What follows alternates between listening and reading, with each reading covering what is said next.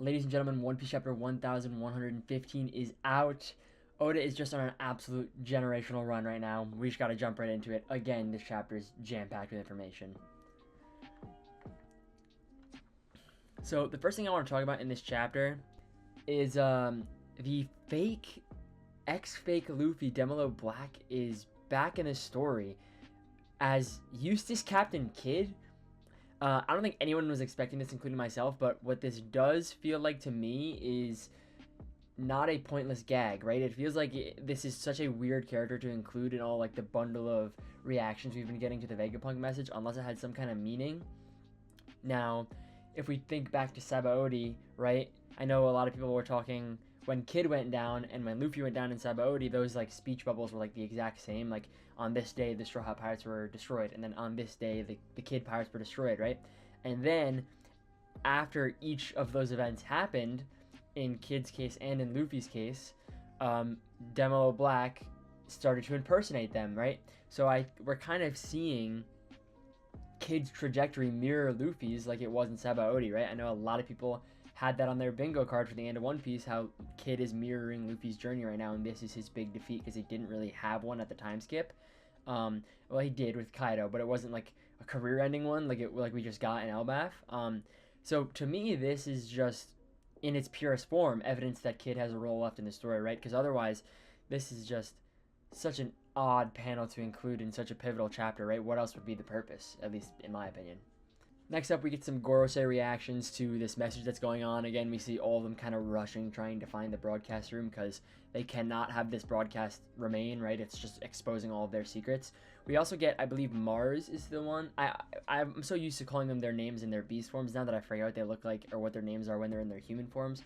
But I believe it's Mars who's knocking out all the transponder snails with Conquer's Haki in this panel. This is like the most pre-time skip display of Conquer's Haki we've seen. Like I feel like we haven't seen like your typical Conquer's Haki that just knocks people out since like pre-time skip, so that was refreshing to see. It's also refreshing to see like a clear, defined like this character has Conquer's Haki, because I know like we like all pretty much assumed it with War Curies like Screams, but it's nice just to have it like confirmed that this character has Conquer's Haki, and I'm assuming the rest of them do as well.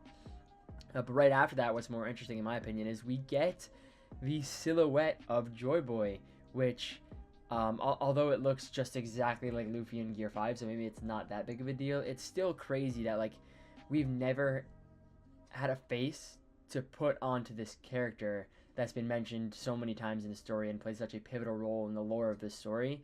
This is the first time they've ever appeared on a panel, even though it's just a silhouette, which I thought was pretty interesting, right? I caught myself looking at that like, is this the first time we've seen Joy Boy? I don't know. I thought it was pretty interesting.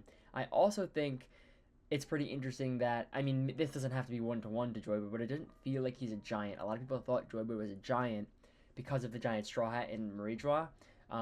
Maybe it's just the perspective of this panel, or maybe this is not him in his giant form or something. I'm reading too far into this because it really is just a silhouette, but it does tell us a lot, especially because he's such an important character and it's the first time we're seeing him in the story. Next up is his interaction with Stussy and Edison. I didn't think anything of this at first, but after a reread, it kind of dawned on me that this could be leading towards a greater importance for Stussy in the story. It did feel kind of weird reading back at some of the old Hagrid chapters for Oda to introduce her as a clone of seemingly a very important character with still a role left in the story in Miss Buckingham Stussy, like Weevil's mom. And again, Weevil hasn't had his like big moment in the story either, so this could potentially be leading towards some kind of new plot line with her. I don't know if she's actually going to come with the Straw Hats along with some of the Vegapunks who survived and potentially Bonnie. I don't think anyone expected that, but who knows? I mean, like I said, we have no clue where Weevil's going to fit in the story, and if Stussy is going to have a role in the future, it will 100% have to do with him and the Mads group and the ex-Rocks Pirates, so I thought it was pretty interesting for Oda to put this in here. I think potentially we'll be getting some more information on that in the future. Then we have this massive display of strength from Venus, which I was not expecting this chapter either. He literally cuts the entire lab in half, which we haven't seen since like Punk Hazard with Law. I've said it a million times with the Gorosei. It feels very strange for me for them to have almost every overpowered ability that has been built up throughout the entire series, right? Like their Haki's incredible, their Devil Fruits or forms or whatever you want to call them are absolutely insane, but the demeanor of which they're kind of acting in this arc and on this island is kind of goofy, right? It's just weird for me, like that juxtaposition of, hey, these characters are the most insanely overpowered characters in the entire series, but they also are struggling to get their job done and are kind of like getting tossed around by characters they shouldn't get tossed around by. That holds true, except for Venus, right? I think this is the only one of the Gorosei who has actually like not been toyed with. I mean, he did get kicked by Sanji, but like he's the only one who, to me, feels like he's like, you know, on the ball with all of his tasks and like his is almost like the strongest. It feels like. I know a lot of people thought in the order of the planets and at least in the order of like the way they're talking that War Curie is like the first in command and the strongest. But if we're going just based off of feats and what's happening in the story, it's got to be Venus, right? He's literally the only one who hasn't been made a fool of yet by any of the other characters. So very interesting where we're going to go with this. I do think he's also getting a little bit more extra focus compared to the other ones, so potentially a Zoro matchup in the future or something like that. I don't know. The Gorosei still remain kind of weird for me, but it is very comforting to at least see one of them in Venus actually feel menacing and like an imposing character on screen, whereas the rest of them, like I said, even though they're strong on paper with all the abilities they have, I just don't get that feeling from them that I did from like the Kaidos and the Doflamingos and the Crocodiles, right? Like that fear when they're on screen, except for Venus, which he's my only guiding light at this point for this group of villains. Followed up by finally the reveal that the One Piece world of old is at the bottom of the ocean. This was not as shocking as I think it was meant to be in the panel, just because of how heavily theorized this information was and how much it was discussed, especially after the last couple chapters, right? I was expecting it, but it is still such a refreshing feeling to have this finally like on a page written in the story, right? That's one word I'm just going to use to describe this whole chapter, is refreshing, because a lot of the stuff Vegapunk is saying, it's crazy that we're getting it finally, right? It coming out of his mouth is nothing short of amazing, and I'm loving it, but it is all stuff we kind of pieced together gradually as a community and expected throughout the years of theories of One Piece. So it's all kind of just bringing those puzzle pieces together and finally taking shape in the story.